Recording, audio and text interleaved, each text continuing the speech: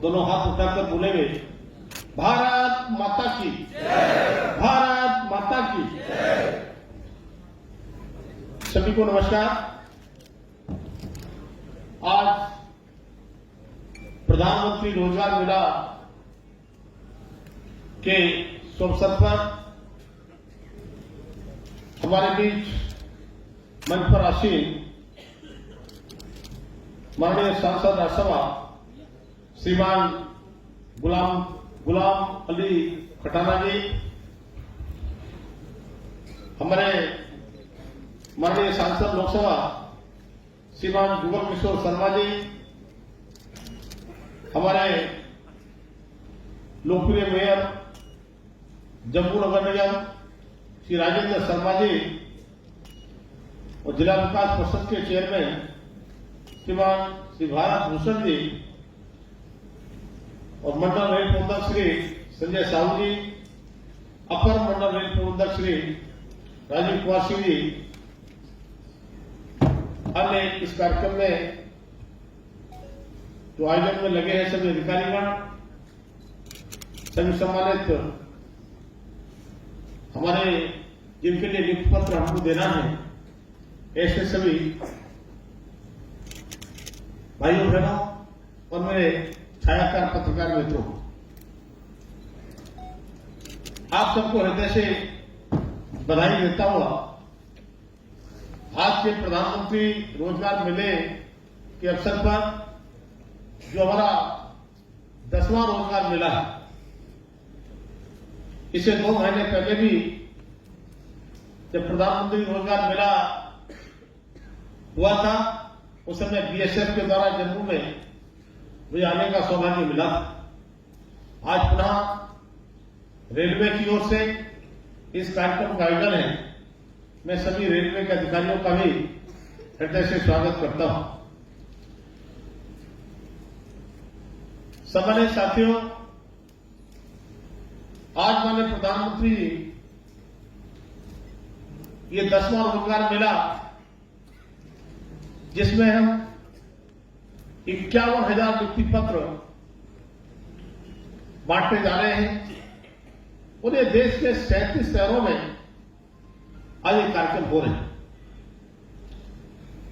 जैसा कि हम जानते हैं कि माननीय प्रधानमंत्री जी ने निर्णय लिया था कि अक्टूबर 2022 से 2023 के अंत तक 10 लाख सरकारी नौकरी देकर अपने युवाओं को नियुक्ति पत्र देना है।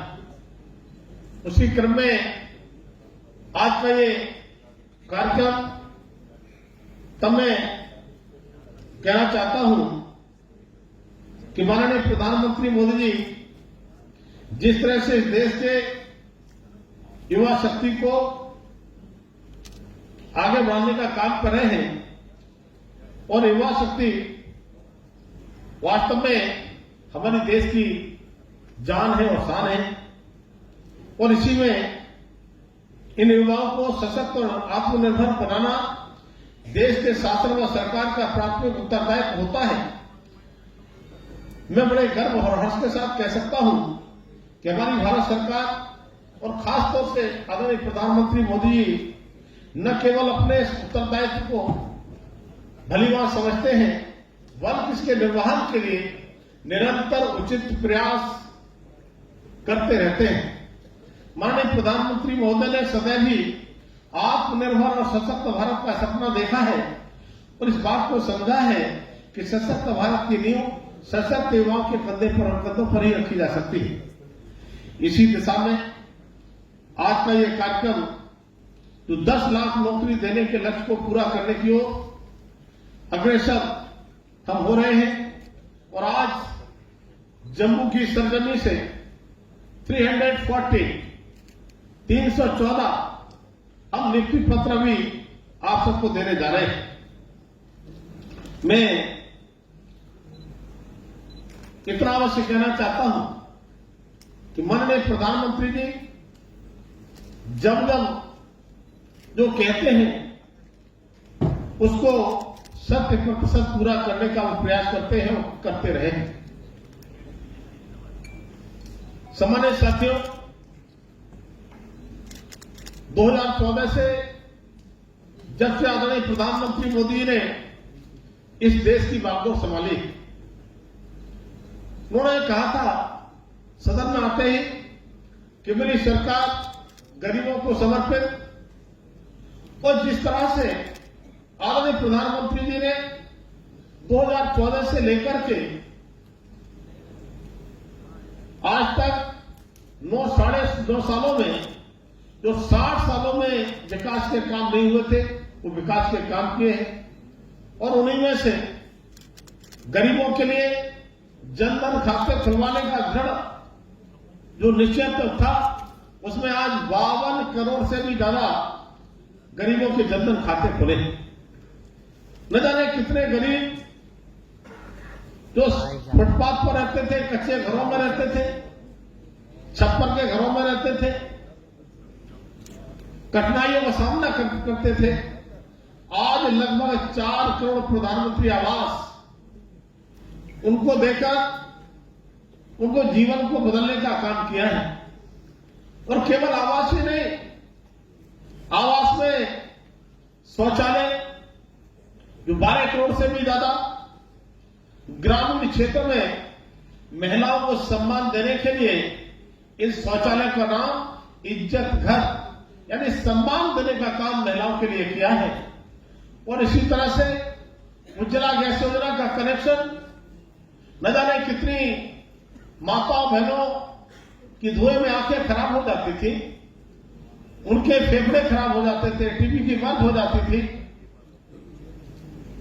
आज उनको 9.6 करोड़ उज्ज्वला गैस योजना का कनेक्शन और 75 लाख उज्ज्वला गैस योजना का कनेक्शन अब फिर से हम और देने जा रहे हैं। अब मैं आदरणीय प्रधानमंत्री जी से प्रार्थना करती हूँ कि है रिमोट का बटन दबाकर नियुक्ति पत्रों के वितरण के इस महाअभियान का शुभारंभ करें।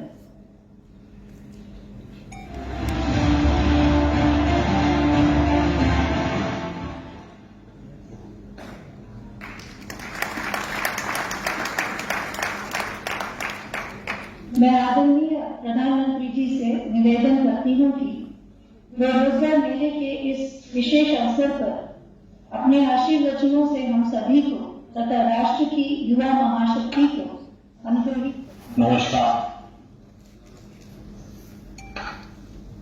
रोजगार मेले की यात्रा इस महीने एक महत्वपूर्ण पड़ाव पर पहुंची है। पिछले वर्ष अक्टूबर महीने में ही रोजगार मेले की शुरुआत हुई थी। तब से निरंतर केंद्र और एनडीए शासित भाजपा शासित राज्यों में नीतू गुप्ता,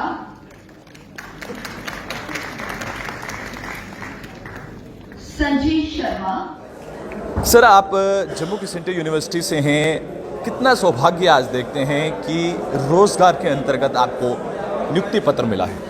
सबसे पहले तो मैं प्रधानमंत्री नरेंद्र मोदी जी का धन्यवाद करूंगा कि जो प्रेजेंट गवर्नमेंट है वो हमें युवा को मौका दे रही है एंड उनके इनिशिएटिव के कारण बहुत तेज़ी के साथ हर क्षेत्र में रोजगार दिया जा रहा है।